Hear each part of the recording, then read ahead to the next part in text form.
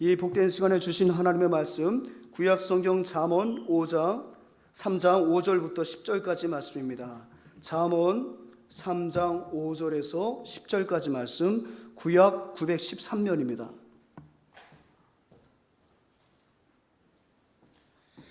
우리 짧은 말씀을 우리 현장에서 예배드리는 가족들과 또 화면으로 예배드리시는 믿음의 가족들 한 마음으로 함께 봉독하겠습니다.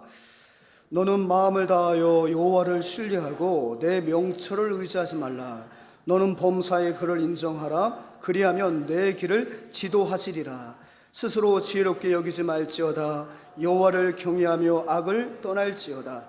이것이 내 몸의 양약이 되어 내 골수를 윤택하게 하리라. 내 재물과 내 소사물의 처음 익은 열매로 여호와를 공경하라. 그리하면 내 창고가 가득히 차고 내 포도주틀에 새 포도즙이 넘치리라. 아멘. 사랑하는 여러분, 이 땅에 존재하는 모든 것들은 다 기원이 있습니다. 시작이 있어요. 시작이 있다는 것은 다 시간 안에 제한을 받는다는 거죠. 오직 시간의 제약도 받지 않으시고 시작도 없고 끝도 없으신 분은 오직 하나님 한 분밖에 없는 줄 믿습니다.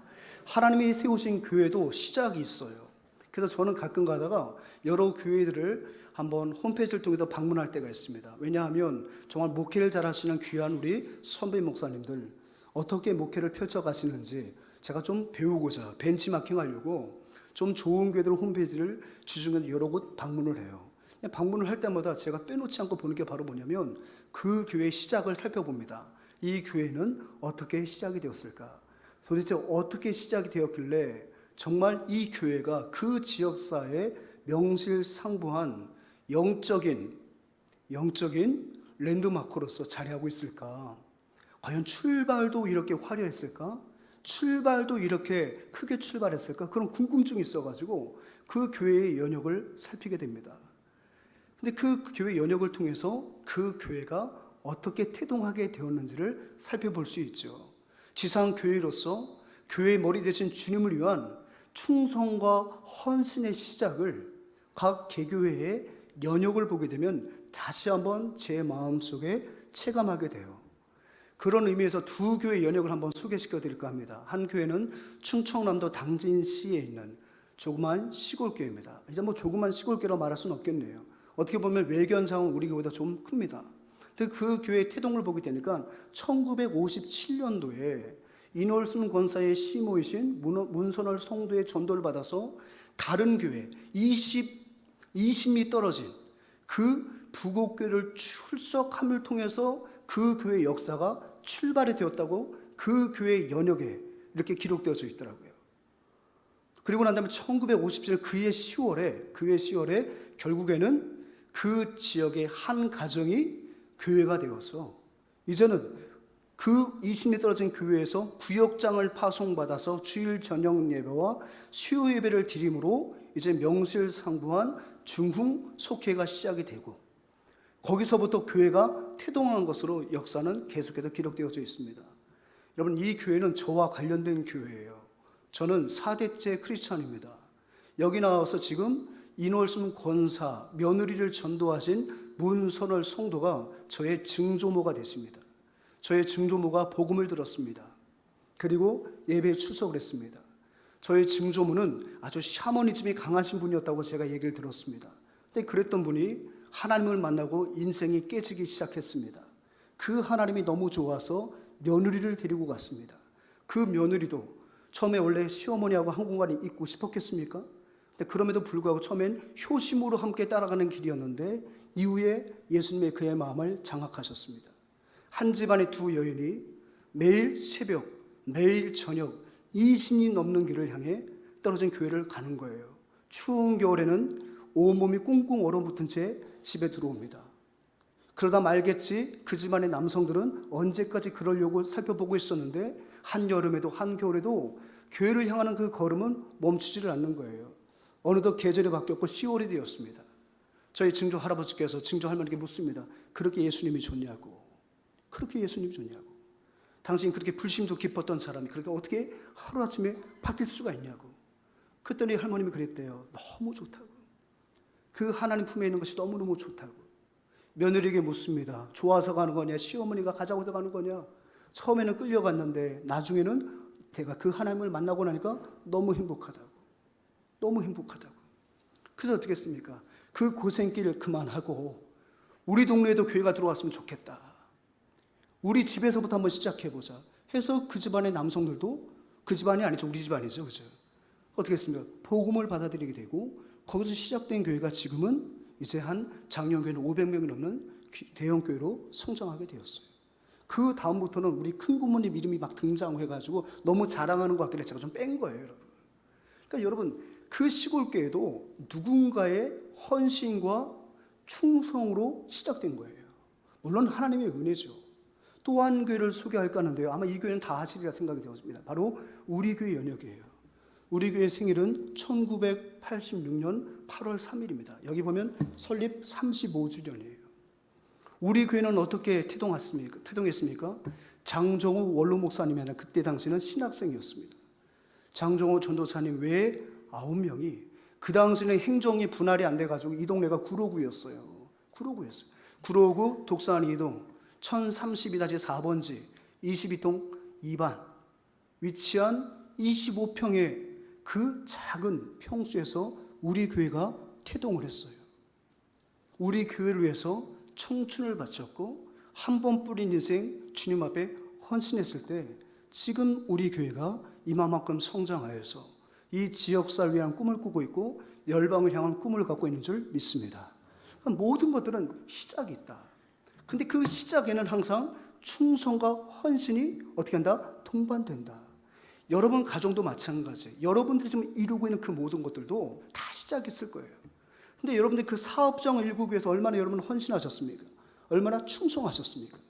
모두가 그 헌신과 충성으로 자수성가하셨고 헌신과 충성으로 지금 여러분들의 일가를 이뤄놓으신 거예요.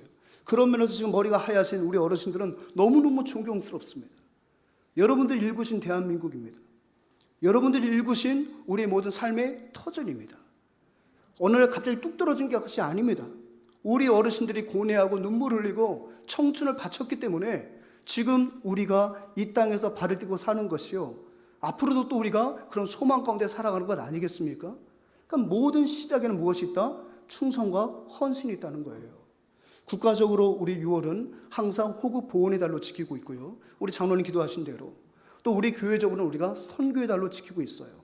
앞서 제가 첫 주에 말씀드렸던 것처럼 선교와 호국 보훈, 나라 사랑은 공통점이 하나 있습니다.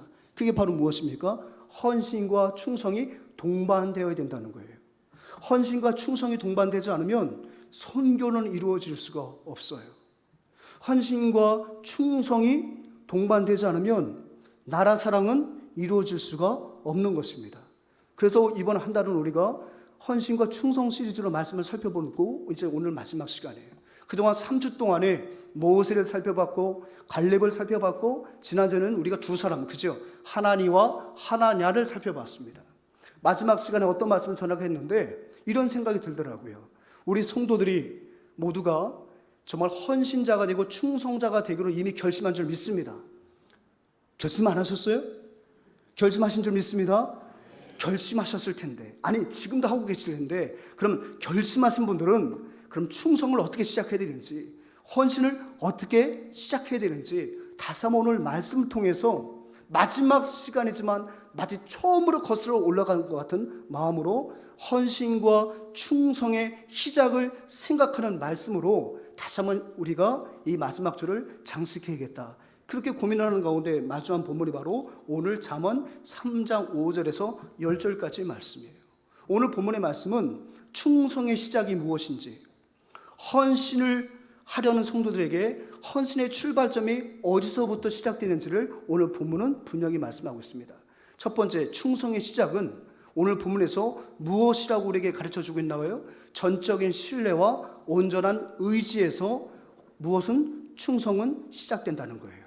여러분 5절 말씀 한번 같이 한번 읽어볼까요? 시작. 너는 마음을 다하여 여호와를 신뢰하고 내 명철을 의지하지 말라. 너는 마음을 다하여 뭐하라고요? 여호와를 신뢰하래요. 그게 바로 충성의 출발점이에요. 이건 여러분 상식이에요. 내가 충성할 그 대상에 대해서 내가 신뢰하지 못하고 내가 의지하지 못한다면 어떻게 내 마음이 한결같이 충성 가도를 달려갈 수 있겠습니까? 앞서 말씀드렸던 모세, 갈렙, 하나냐, 물론 충성의 모양과 방법들은 달랐을지라도 공통점이 뭐죠? 하나님으로 자신의 마음을 채웠던 사람이에요. 하나님에 대한 절대 의지, 하나님에 대한 절대 신뢰가 있었기 때문에 생을 바치는 충성이 가능할 수 있었다는 것입니다. 근데 여러분, 우리가 한 가지 한번 비교할 것이 하나 있어요. 하나님에 대한 충성과 하나님 외의 것을 제가 일반적인 충성으로 분류해 놨는데, 하나님 외에 충성하는 것에 차이점이 있다는 거죠. 즉 하나님에 대한 충성과 일반적인 충성, 국가와 지도자의 충성이 다른 점이 바로 뭐냐? 첫 번째는 일반적인 충성은 국가, 조직, 지도자를 위한 충성에는 충성을 받는 사람이 충성하는 사람에 대한 뭐가 있어야 되는 거예요? 의지하는 마음이 있어야 된다는 거예요. 이 사람은 지략이 뛰어난 사람이니까 내가 이 사람을 중용하면 이 사람의 지략으로 우리 국가가 뭔가 더 지금보다는 발전할 수 있겠지. 뭔가 그 사람이 가지고 있는 능력이 있기 때문에 그 사람으로부터 충성을 요청한다는 거예요. 이해가 되십니까? 또 그 사람이 신뢰할 만한 사람이어야 돼. 그래야 내가 이 사람을 중용하여 내 보좌 우편에 들고 나를 호위하도록 만들지. 이 사람에게서 내가 신뢰를 얻지 못하고 이 사람이 나를 신뢰함을 보여주지 못하면 절대로 세상의 군주들은, 국가는 그 사람을 사용하지 않아요. 그러니까 여러분, 공무원 된다는 것은 시험만 어려운 것이 아니라 국가에 대한 그런 충성심이 입증이 되어야 된다는 거예요. 그게 바로 일반적인 충성이 갖고 있는 하나의 속성이에요. 근데 여러분, 하나님에 대한 충성에 있어서는 하나님은 충성할 우리들을 의지하는 분이 아니세요. 하나님 자체가 능력인데 누구를 의지하겠습니까? 하나님이 기대고 의지할 만한 인생이 이 땅 가운데 존재하나요? 아니요. 하나님은 의지할 대상이 필요하지 않아요. 하나님은 여러분들이 신뢰로 먹고 사는 분이 아니에요. 제가 좀 편한 말을 씁니다. 여러분들이 신뢰하지 않아도 하나님은 어떤 신실하신 하나님이신 줄 믿습니다. 그러니까 하나님에 대한 충성은 이런 전제가 성립되지 않아도 된다. 두 번째는 무엇입니까? 일반적으로 충성의 대상은 무엇입니까? 사실은 절대 선하지도 않고 절대 의롭지도 않아요. 내 나라, 내 민족이니까 내가 사랑하고 충성하는 것은 당연한 거지만 우리나라가 절대 선하다, 절대 의롭다고 자부할 수는 없어요. 내가 내 조직에 몸담고 있으니까 이 조직으로 해서 내가 최선을 다하지만 우리 조직이 갖고 있는 그 가치가 절대적으로 선한 것은 아니에요. 절대로 의로운 것은 또 아니에요. 또는 그 사이 괴리감 때문에 고통스러워하는 경우도 많이 있잖아요. 그죠? 근데 여러분, 우리의 충성을 받으시는 그 하나님은 절대 선인 줄 믿습니다. 절대 의인 줄 믿습니다. 그러니까 여러분, 그것을 우리가 고민할 필요가 없다는 거예요. 여러분, 이국종 교수님 잘 알고 계시잖아요. 그죠?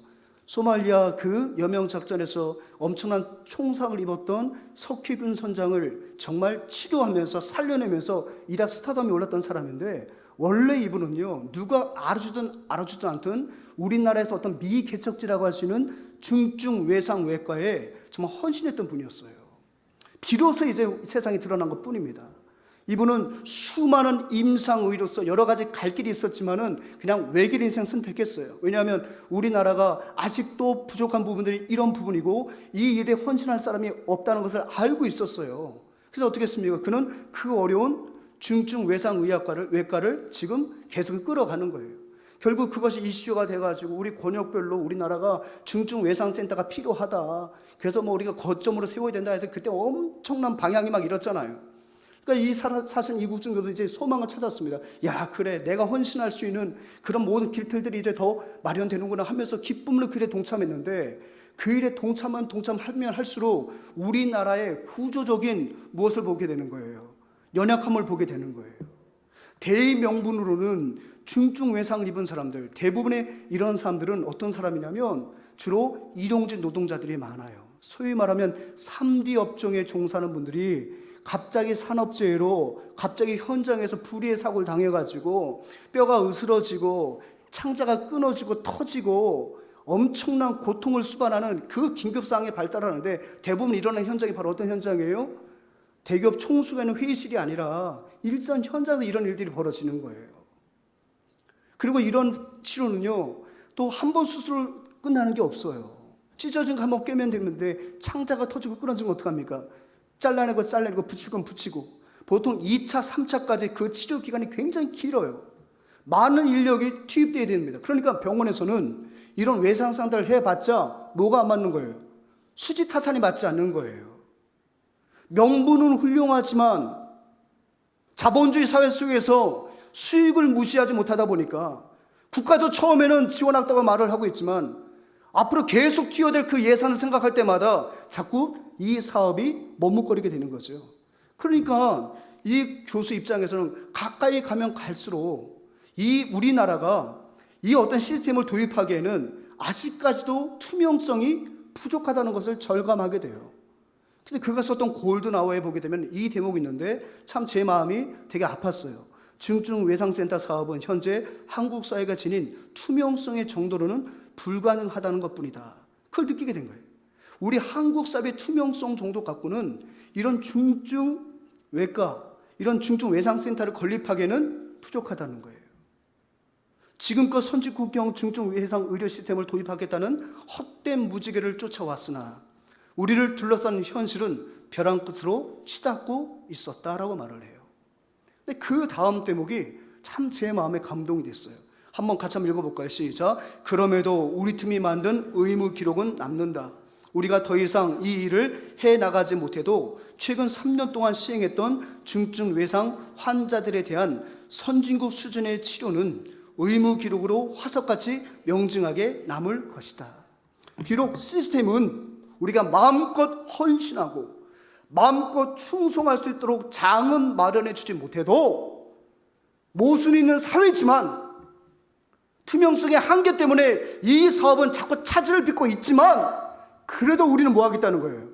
선진국의 그 의료교수를 우리가 습득해서 지난 3년 동안 거침없이 해왔던 이런 기록들은 의무 기록으로 남겨서 언젠가는 우리 사회가 투명해지고 언젠가는 성숙해져서 이 분야에 다시 한번 눈을 돌렸을 때에 명징한 화석 같은 자료가 되어가지고 다시 한번 이바지하겠다는 거예요. 그게 그가 골든아워라는 2권의 책을 쓰게 된 이유도 그 가운데 하나입니다. 참 마음속에 울림이 있었고 감동이 있었습니다. 사람을 살리고자 하는 그의 간절한 마음. 비록 우리 조직은, 우리나라는 아직까지도 민도가 났던지 투명성이 제고되지 못해서 이 거국적인 정말 국민들의 안전을 담보할 수 있는 외상센터 하나도 시원하게 건립하지 못하는 그런 나라일지라도 오늘 나는 그날을 기약하면서 무엇을 남긴다고요? 기록을 남기겠다는 거예요. 그게 바로 하나님 외에 다른 것들에 대한 충성이 갖고 있는 한계예요.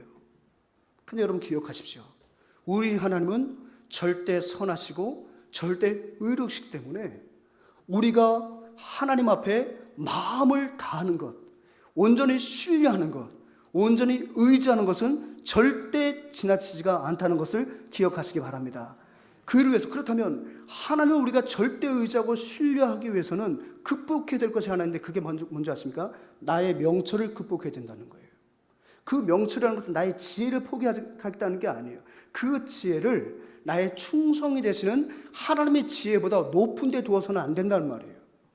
내 명철과 지혜가 내가 충성해야 할 하나님의 지혜보다 높다고 생각하면 절대 그 말씀에 순종할 수가 없는 거예요.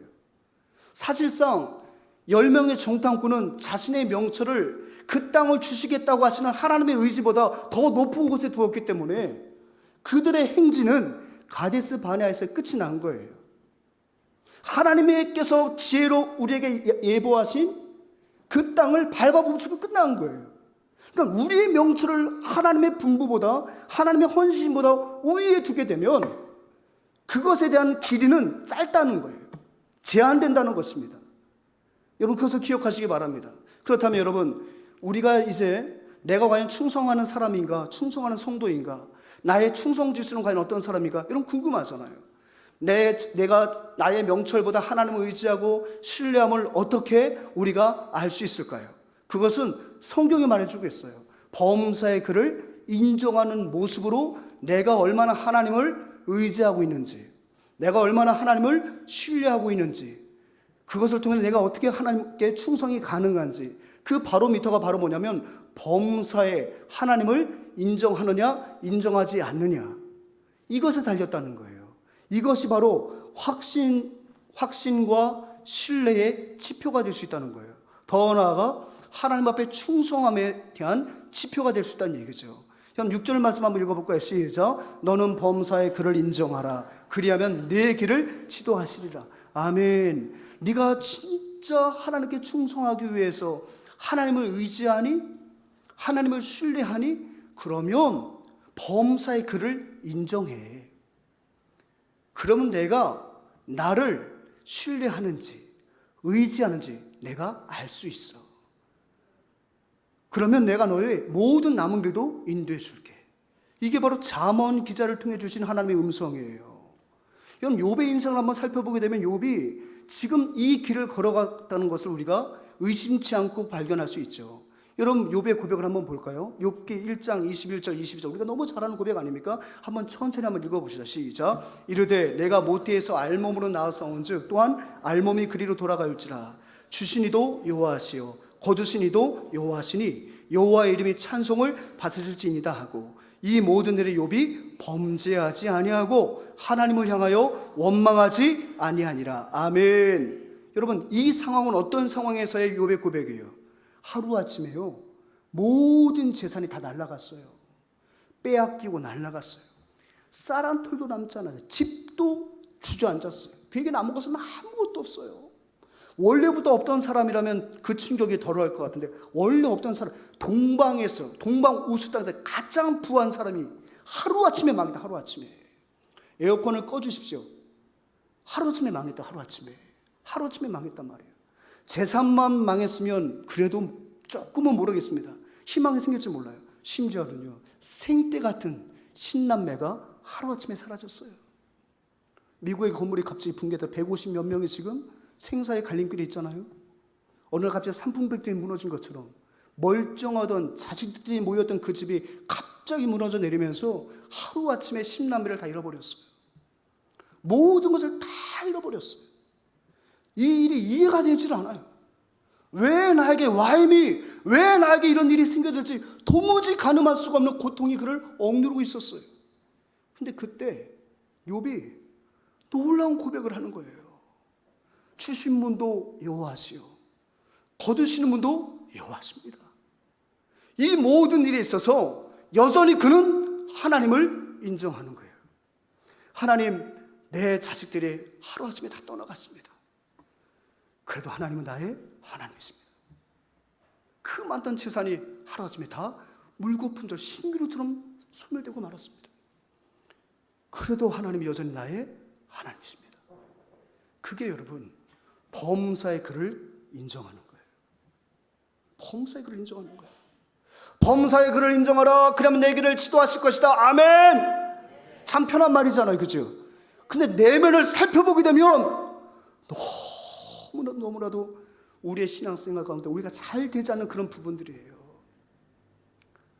왜 우리 가정에 이런 일이 있어야 되죠? 왜 우리 자녀가 아파야 됩니까? 왜 우리 아버지가 아파야 되죠? 왜 잘 나가던 사업이 갑자기 망해야 되죠? 인정이 안 되는 거예요.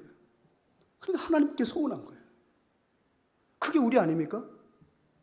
내가 생각하는 것이 조금 되지 않아도 하나님 계시냐고, 하나님 어디 있냐고, 하나님 계시면 이럴 수 있냐고, 그게 저와 여러분들이에요. 범사에 하나님 인정이 안 돼. 나한테 잘하는 것만 인정이 되지 나한테 안 되는 것에 대해서는 인정하지 못하는 게 저와 여러분들이에요.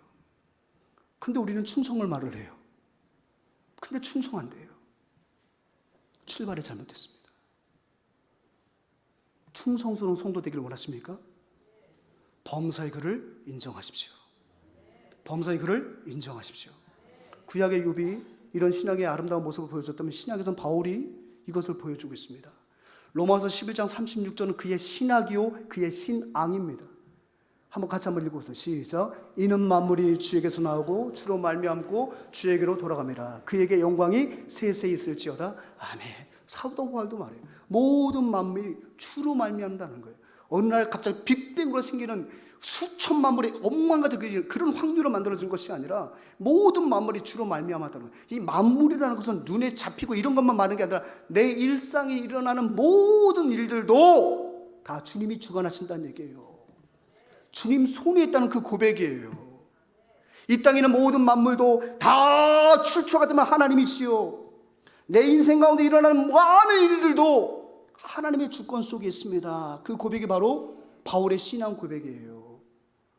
이것이 바로 바울이 충성할 수밖에 없었던 파운데이션이에요. 기초예요. 범사의 글을 인정하는 거예요.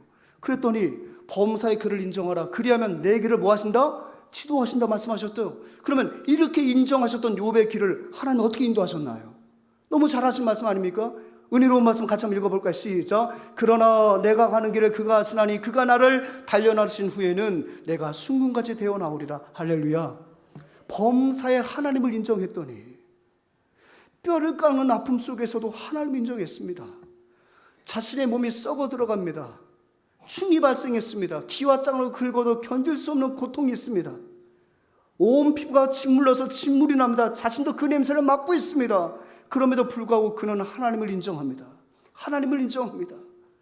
앞이 보이지 않았던 그였는데 결국에는 범사의 뼈를 깎는 아픔 속에서 여호와를 인정했더니 하나님이 욥의 가는 길을 지도하셨는데 그 길이 어떤 길이었어요? 그가 순금이 되는 길이었다는 거예요. 그가 정금 같은 인생이 되는 길이었다는 사실을 기억하시기 바랍니다. 사랑하는 여러분, 인정하기가 싫어요. 왜? 인정하면 길이 안 보이니까. 인정하면 내가 포기해야 된다는 생각 때문에 우리 인정을 못합니다. 하지만 사랑하는 여러분, 이것이 하나님의 역사로 인정하면 거기서부터 새 길이 열린다는 것을 기억하시기 바랍니다. 아멘. 여러분, 스데반을 한번 생각해 보실까요? 막다른 길에 서 있어요. 누구도 도와줄 사람이 없어요. 거기서 구원의 여지도 없습니다. 많은 사람들이 돌을 들고 이제 던지기 시작합니다. 한두 개씩 눈에 맞기 시작합니다. 눈이 터집니다. 골이 터집니다. 뼈가 으스러지기 시작합니다. 이제 내 인생 끝났구나. 여호와 하나님을 인정했더니, 예수가 그리스도라고 인정했더니 나한테 돌아오는 것은 엄청난 돌팔매요 죽음의 그늘이구나. 낙담하고 있는 그 순간에 하나님이 그 얘기를 지도하시는데 어떻게 지도하셨습니까? 그가 눈을 들어 하늘을 바라보니까 하나님 보좌 우편에서 우리 예수님께서 그를 안타까운 마음으로 바라보시는 그 주님의 길을 보게 되는 거예요.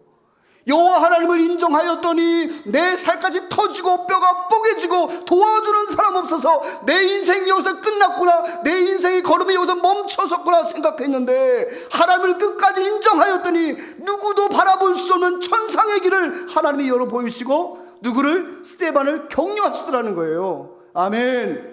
여러분, 이것은요 스데반에게만 주신 은혜가 아니에요. 인생 걸음 얼마나 무겁고 힘이 드십니까? 하지만 그 걸음 속에서 하나님을 인정하시는 여러분들에게 장차 보여주실, 인도하실 생명의 길인 줄 믿습니다. 아멘. 그래서 우리가 여호와 하나님을 인정하는 거예요. 인정하면 보이는 거예요. 바울도 마찬가지였습니다. 스데반의 죽음을 보았습니다. 예루살렘에 올라가면 본인도 별 수 없이 스데반처럼 죽임을 당할 것을 알고 있었습니다. 그런데 성령께서 그를 강권하여 이끌어 가시는 거예요. 그 걸음을 인도하시는 거예요. 그러니까 주변이 만류함에도 불구하고 그는 가겠다고 말을 해요. 24절 읽어볼까요? 시작. 나의 달려갈 길과 주 예수께 받은 사명 곧 하나님의 은혜의 복음을 증언하는 일을 마치려면은 나의 생명조차 조금도 귀한 것을 여기지 아니하노라. 아멘. 성령이 그 얘기를 지도해 가시니까 어떤 공포가 있고 어떤 두려움이 있다 하더라도 나는 가게 된다는 거예요. 왜? 하나님이 그 길을 지도하시니까. 이게 바울이 걸어갔던 신뢰의 길이요 인정의 걸음이었다는 사실입니다. 주님의 성도들이요, 인정하기 싫은 일들이 왜 그렇게 많습니까? 그러나 사랑하는 여러분, 다시 한번 우리가 하나님의 주권을 인정합시다. 인정합시다. 하나님의 능력을 바라봅시다. 그게 충성이에요. 그게 충성. 그게 충성이, 하나님이 하시는 일을 인정하는 게 충성이에요. 그게 출발점이 될 수 있는 거예요. 그러면 하나님께서 여러분들에게 새 길을 예비하실 줄 믿습니다. 아멘. 헌신의 시작을 한번 생각해 볼까요? 헌신의 출발은 무엇이라고 성경 말하고 있습니까? 공경이라고 말을 해요. 와, 저는 헌신의 출발이 공경인 줄을 잠언을 연구하다 알았어요. 여러분 9절 말씀 한번 읽어봅시다. 시작. 내 재물과 내 수산물의 처음 익은 열매로 여호와를 공경하라. 이 공경하라는 말은요, 영광을 높이도록 하라는 얘기예요. 여러분 고대 국가에서 왕이 영광을 받기 위해서는 어떻게 해야 되는 거죠? 백성들이 자신들이 가지고 있는 왕의 은택으로 받았던 모든 조금품과 모든 물품을 왕에게 어떻게 했을 때? 공납하였을 때 그것을 통해서 왕의 위엄이 나타났다는 거예요. 어원처럼 마찬가지예요. 여호와를 공경한다는 것은요, 단순히 관념과 사상이 아니에요. 손편지용에 공경합니다, 사랑합니다가 아니라 뭐라고요? 실제적으로 노력이 투여해야 되고 실제적인 현물이 있어야 된다는 거예요. 그게 바로 뭐냐면 공경 속에 내포된 의미예요. 근데 하나님을 어떻게 공경하라고요? 처음 익은 열매로 공경하래요. 근데 여기서 좀 난센스가 있네요. 처음 익은 열매는 원래는 하나님께 드리는 게 아니에요. 성경을 보게 되면 특별히 민수기를 보게 되면은 여러분 12절과 13절이 이렇게 말하고 있거든요. 같이 한번 읽어볼까요? 시작. 그들이 여호와께 드린 첫 소산 곧 제일 좋은 기름과 제일 좋은 포도주와 곡식을 내게 주었은지. 백성들이 첫 소산 처음 읽음을 너에게 주었다. 너가 누구예요? 바로 제사장 모세와 아론과 그의 후손들에게 말하는 거예요.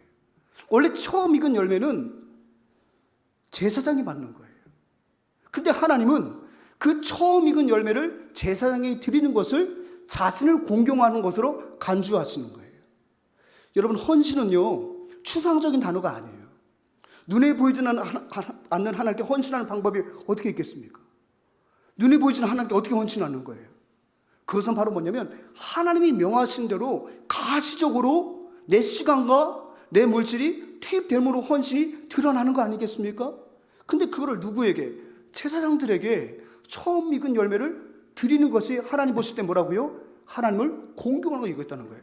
하나님은 백성들에게 처음 익은 열매로 여호와를 공경하라고 말씀하십니다. 왜? 처음 익은 열매로 제사장을 공경하는 것을 하나님은 자신을 위한 헌신의 시작, 공경으로 간주하신다는 거예요. 이게 말씀 속에 보이는 거죠. 특별히 여러분 이것은 우리 예수님이 재해석해 주셨어요. 마태복음 40장, 10장, 40절, 41절, 41절 한번 볼까요? 시작. 너희를 영접하는 자는 나를 영접하는 것이요 나를 영접하는 자는 나를 보내신 이를 영접하는 것이니라. 제자들을 파송하시면서 만약에 사람들이 너를 영접하지 않니? 너를 영접한 것이 아니라 나를 영접한 거고 나를 영접하는 것이 아니라 하나님을 영접한 거야. 이렇게 말씀해 주시는 거예요. 42절 같이 읽어볼까요? 시작. 또 누구든지 제자의 이름으로 이 작은 자 중 하나에게 냉수 한 그릇이라도 주는 자는 내가 진실로 너에게 이르노니 그 사람이 결단코 상을 잃지 아니하리라 하시니라. 아멘. 어린 소자에게도 사랑을 베푸는 것은 나에게 한 것을 간주하여서 천국에서 그의 상을 하나님이 결코 잃지 않겠다고, 잊지 않겠다고 말씀하시는 거예요. 사랑하는 여러분, 갈라디아서 6장 6절을 보게 되면은 가르침을 받는 자들은 가르치는 자와 모든 좋은 것을 함께하라고 말을 하고 있어요. 그러니까 구약에 나와 있는 제사장을 갈라디아서가 해석을 해주는 거예요. 그 제사장은 오늘날의 목사만 말하는 게 아니에요, 여러분. 그는 신약을 우리가 잘못 해석하는 거예요. 즉 구약에 나오는 그 제사장, 처음 익은 열매를 갖다 주어야 할 그 제사장은 바로 누굽니까? 신약에서는 가르치는 자예요. 하나님의 말씀을 맡아서 성도들을 목양하는 사람들, 하나님의 말씀을 맡아서 우리 자녀들을 가르치는 교사들, 하나님의 말씀을 맡아서 매주 일주일마다 한 번씩 우리 구역원들에게 생명의 말씀을 전하는 구역장들, 하나님의 말씀을 맡아서 하나님의 백성들을 하나님의 뜻대로 나아갈 수 있도록 지도하는 모든 자들, 그 사람이 바로 구약에서는 제사장이요, 신약에서는 바로 뭐예요? 말씀을 맡은 자로서 가르치는 자예요. 그게 만인 제사장이에요. 여러분 믿습니까? 따라서 이것은 비단 목사에게 잘한 얘기가 아니에요, 여러분. 여러분들 정말 하나님 앞에 헌신하기를 원하신다면, 여러분들 하나님을 공경하신다면 말씀을 맡은 교회를 위해서 헌신하는 거예요.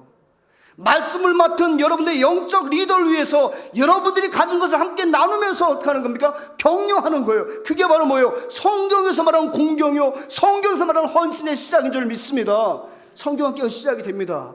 아우 난 교사하는 게 너무너무 감사해. 아우 나 옛날에 교사할 때마다 여름만 되면 막 속이 울렁거리고 휴가도 못 가고 덥고 땀띠나고 스트레스 받았었는데 그건 이러는 거니까 얼마나 좋은지 몰라. 아유 우리 교사를 안 됐다, 이렇게 말하는 것은 하나님 앞에 헌신한 제 태도가 아니야. 내가 교사가 아니라 어떡합니까? 자녀들에게 말씀을 맡은 자로서 말씀을 먹이는 교사들 위해서 어떻게 하는 거예요? 나의 처음 익은 열매를 함께 나누는 거예요. 그게 바로 뭡니까? 영이신 하나님을 공경하는 거예요. 아멘. 그러면 하나님 어떻게 하시겠다는 거예요? 그리하면 내 창고가 가득히 차고 내 포도들의 새 포도즙이 뭐한다? 넘친다는 거예요. 저는 이 새란 말이 너무 좋아.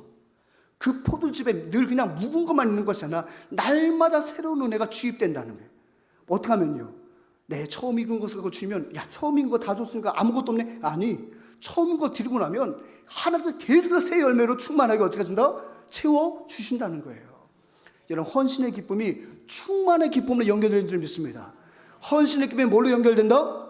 충만의 기쁨으로. 말씀 마칠게요. 더우신데 고생하셨어요. 충성을 시작합시다. 헌신을 시작합시다. 아멘. 충성의 시작은 범사의 그를 인정하는 것입니다. 전절 그분을 신뢰하는 것입니다. 헌신의 시작은 공경입니다. 부모 공경, 하나님께 대한 헌신의 시작입니다. 효를 다하십시오. 말씀을 맡은 자에게 공경하는 것, 하나님의 헌신에 대한 첫걸음입니다. 그것이 바로 하나님께서 보시는 헌신의 지표요, 좌표입니다. 올 여름에 여러분 무엇에 헌신하시겠습니까? 누구를 공경하시겠습니까? 말씀을 통해서 그 대상을 찾으시고 하나님께 영광 돌리시는 저와 여러분들을 소망합니다. 아멘.